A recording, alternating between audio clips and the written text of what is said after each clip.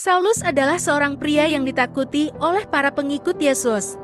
Dia dikenal sebagai seorang yang sangat bersemangat untuk menghancurkan gereja mula-mula. Dengan tekad yang kuat, dia mendapatkan surat dari imam besar untuk menangkap dan memenjarakan siapa saja yang mengikuti jalan, yaitu orang-orang yang percaya kepada Yesus, baik pria maupun wanita. Tujuannya jelas, menghentikan gerakan pengikut Kristus yang berkembang.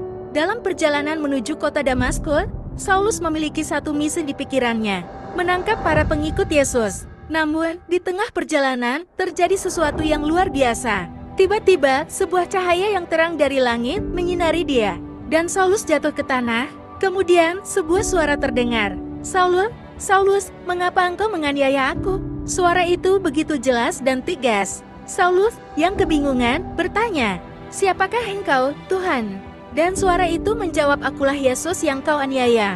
Saat itu, Saulus menyadari bahwa Yesus, yang ia anggap sebagai musuh, sebenarnya adalah Tuhan yang hidup. Kebenciannya terhadap para pengikut Yesus berbalik menjadi kebingungan yang mendalam.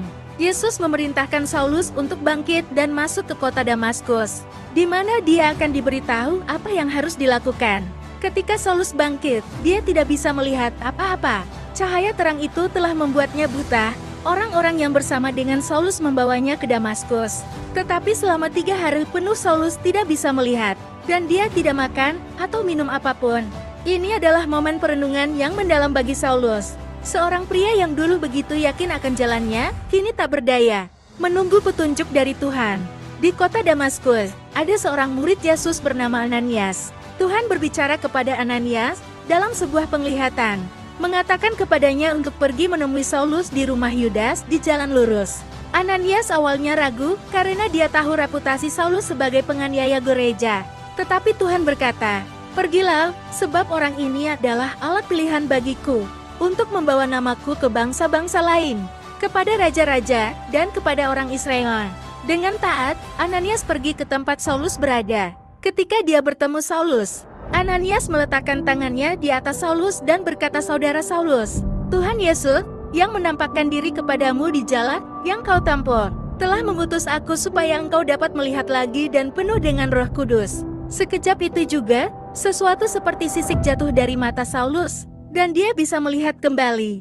Dia segera bangkit dan dibaptis sebagai tanda pertobatannya. Saulus, yang tadinya adalah musuh terbesar para pengikut Yesus, sekarang menjadi pengikut Kristus yang penuh dengan Roh Kudus. Setelah pertobatannya, Saulus mulai makan dan mendapatkan kembali kekuatannya. Dia akan menjadi salah satu rasul terbesar dalam sejarah, yang tidak hanya memberitakan Injil kepada orang Yahudi, tetapi juga kepada bangsa-bangsa non-Yahudi di seluruh dunia.